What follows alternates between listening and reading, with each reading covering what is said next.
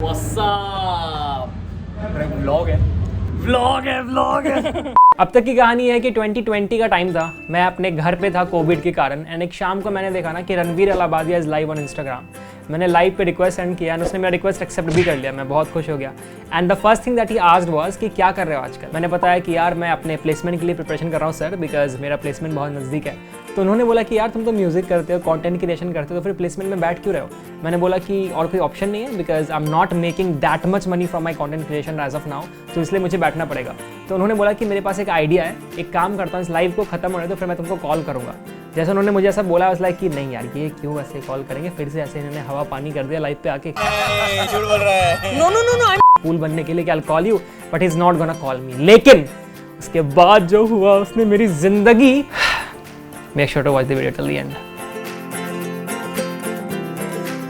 जैसे ही लाइव खत्म हुआ तो लिटरली उसने मेरे को कॉल किया कि हाय ब्रो कैसा है। तो मैंने बताया कि जैसा मैंने बताया बहुत बुरा हाल है क्योंकि प्लेसमेंट की तैयारी कर रहा हूँ। तो उसने मेरे को बोला अरे यार ये सब क्या फालतू चीज़ें कर रहा है, पहले क्यों नहीं बताया। मैंने बोला क्या हो गया। उसने मेरे को बोला कि मैं तेरे को ऐसे भी कॉल करने वाला था क्योंकि मुझे तू अच्छे से याद था एंड मैं तेरा इंस्टाग्राम वगैरह चेक कर रहा था रिसेंटली। अच्छा हुआ कि तू मेरे को लाइव पे मिल गया तो मेरा सब कुछ रिकॉल हो गया। तो basically there is a startup idea that we have. The startup idea अभी जो है वो मैं तेरे को बाद में बताऊंगा, but the idea the startup is suppose to be called big brain co. मतलब बिग ब्रेन या क्या होता है, बोलता है क्या होता है, वो सारी चीज़ें हम बाद में डिस्कस करेंगे, बस तेरे को बताना था। You can see me as like Iron Man and I am planning to build Avengers of content creators. में बोला क्या एवेंजर्स ऑफ कंटेंट क्रिएटर्स। बोला ठीक है यार एवेंजर्स बनाओगे तो मैं स्पाइडरमैन बन जाऊंगा। तो मैंने बोला ठीक है यार ग्रेट, अब डिटेल से बताओ कि एक्चुअली किस बारे में। तो मैंने बोला कि अभी कुछ श्योर नहीं है, पता नहीं हम एग्जीक्यूट करेंगे भी या नहीं करेंगे, तो बस तेरे को बताना था। तो मैंने बोला कि मैं प्लेसमेंट में बैठूं या नहीं बैठूं। तो कहते बैठ ना प्लेसमेंट में, तो बैठ। मैं बोला अरे यार फालतू को खुश कर दिया। मैं सोच रहा था कि अभी बताओगे कि ज्वाइन करना है एंड मैं प्लेसमेंट में नहीं बैठूंगा, पढ़ाई लिखाई नहीं करनी पड़ेगी प्लेसमेंट के लिए। आप तो कह रहे हो कि नहीं प्लेसमेंट में तो बैठना ही पड़ेगा, तो फिर डिफरेंस क्या हुआ। तो उन्होंने बोला कि नहीं यार ब्रो अभी तो डिसाइडेड नहीं है, तो just set for the placement. मैंने बोला ठीक है। फिर उसके बाद क्या होता है, 2 महीने में प्लेसमेंट के लिए जम के पढ़ाई करता हूँ, अच्छे से प्रिपरेशन करता हूँ। बीच में मैंने एक म्यूजिक वीडियो में निकाला था middle class, do check it out. क्योंकि ये तुम्हें बोलेंगे कि जॉब है जरूरी, पहले जॉब आगे शादी। Late me know if you like the song already. Comment below कि तुम्हें गाना कैसा लगता है। मैंने वो गाना निकाला, प्लेसमेंट में बैठा एंड मुझे 2 जॉब ऑफर्स मिल गए। ठीक है 2 जॉब ऑफर अच्छे खासा है। लाइक एक में मुझे 20 लाख पर एनम का पैकेज मिला था। Not great but it's like okay ठीक है। IIT में it's like decent because average package there is 7 to 8 lakhs। तो मुझे वो जॉब मिली। मैं कल भी कह रहा था कि मैं शायद इस कंपनी में नहीं जाना चाहूँगा, डॉक्टर रेड्डी में, क्योंकि वो केमिकल कोर कंपनी है। मेरा उसमें सिलेक्शन हो गया। I can not believe this. मैं बहुत ही खुश था कि फाइनली मुझे जॉब मिल गई। मेरे घर वाले खुश, सबको ही खुश कि यार फाइनली जॉब लग चुकी है, पैसे वैसे आने वाले हैं, मस्त लोन वोन चुकाएंगे, मज़ा करेंगे। ठीक है जैसे ही मुझे वो जॉब ऑफर मिलता है उसके जस्ट 2 दिन के बाद रणवीर का कॉल आता है। रणवीर कहता है कि you are talking about me. I was like how do you know that, because तभी जस्ट तभी मेरा भाई मेरे से पूछा था कि रणवीर का कॉल आया क्या। मैंने उसको बोला कि नहीं आया, पता नहीं कहाँ चला गया। तो वो कहता है कि I am in Jodhpur for some kings wedding and मुझे अचानक से फील हुआ कि तू मेरे को याद कर रहा है। मैंने बोला कि भाई ये क्या चल रहा है यार, ये बंदा कुछ भी कभी भी आता है, सपने दिखा के चले जाता है।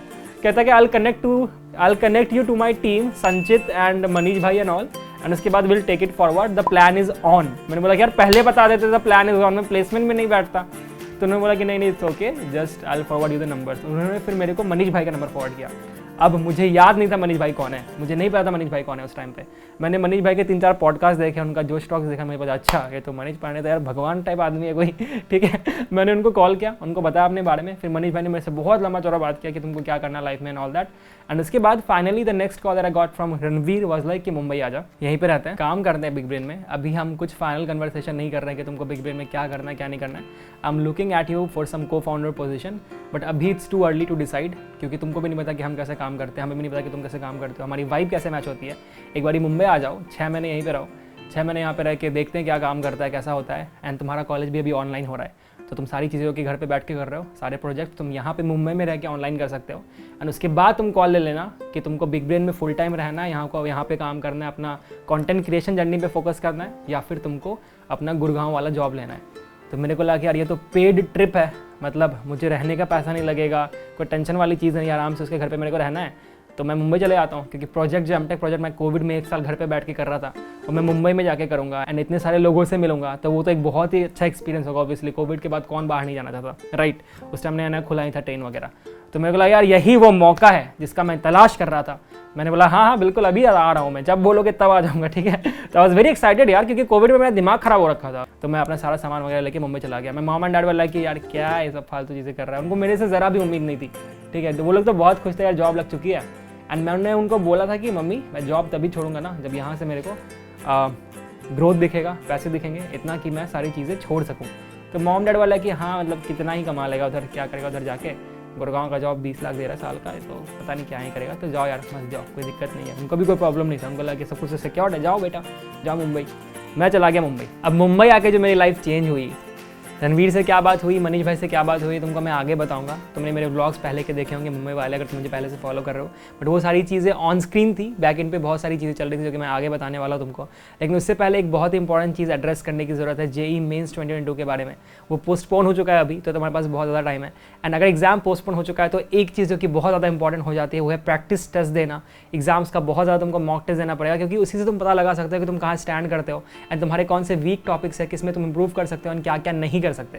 तो इसके लिए तुम्हारे लिए अनअकैडमी लेकर एक बहुत ही इंपॉर्टेंट चीज़, इसका नाम है IIT JEE super 30 test series. ये हर शाम को 6 बजे होता है।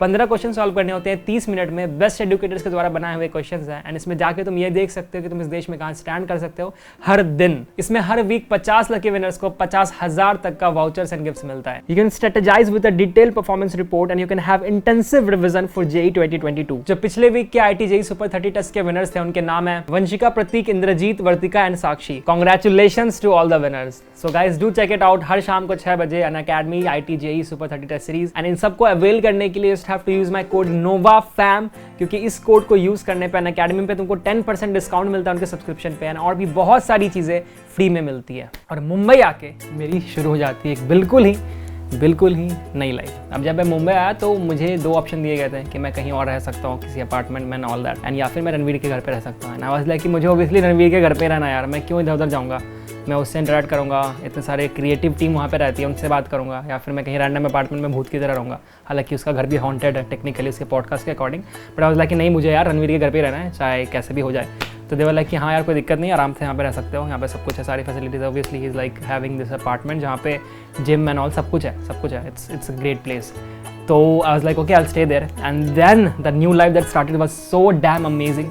तो वडाला में जो मेरी जिंदगी थी वो इतनी हैपनिंग थी ना, मतलब इट वाज लाइक कि मैं किसी कॉलेज ट्रिप में आया हूँ या स्कूल ट्रिप में आया हूँ, बस मस्ती चल रही है हर दिन। तुमने मेरे अगर पुराने मुंबई व्लॉग्स नहीं देखे हैं ना तो तुम बहुत कुछ मिस कर रहे हो, अभी जाके देख के आओ। लॉकडाउन था तो इसलिए रणवीर की टीम की जो क्रिएटिव लोग थे, जो क्रिएटिव मेंबर्स थे, वो उसी ऑफिस में रुक रहे थे। एंड हम लोग इतना मस्ती करते ना तुम सोच नहीं सकते हो। लाइक मतलब इतना मस्ती मैंने कॉलेज लाइफ में पूरा नहीं किया होगा जितना मैंने उस 5 महीने में किया जब लॉकडाउन था, सब कुछ अंदर रह रहे थे। हर दिन गेम खेलते थे, रात को मैं लाइव चले जाता था, उससे पैसे आ जाते थे अलग, ठीक है।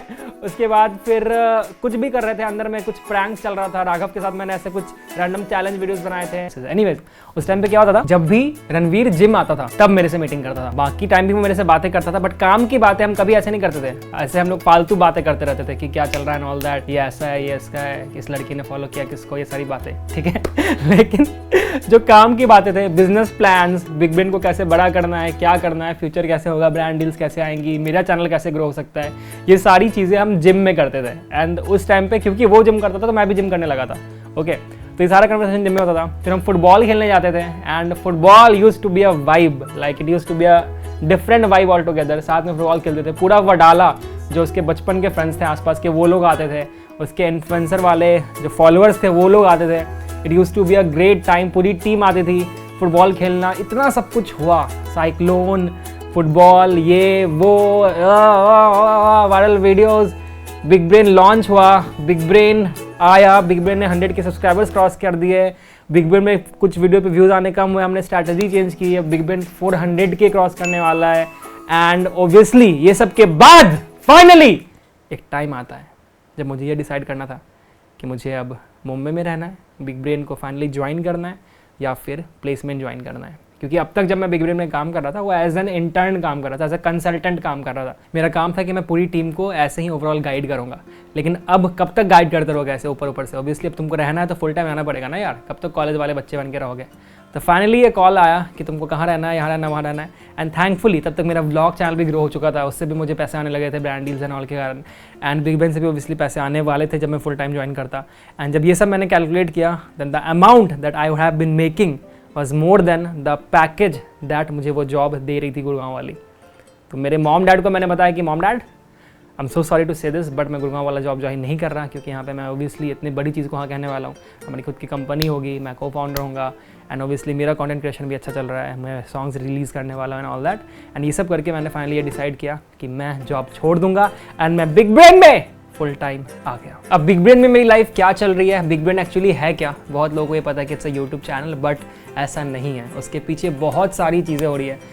जो बिजनेस फ्रंट है उसके बारे में हमने कभी बात ही नहीं किया, क्योंकि हम ऐसे बैंग करना चाहते हैं, अचानक से बहुत चीज़ों से तुम्हें सरप्राइज करना चाहते हैं।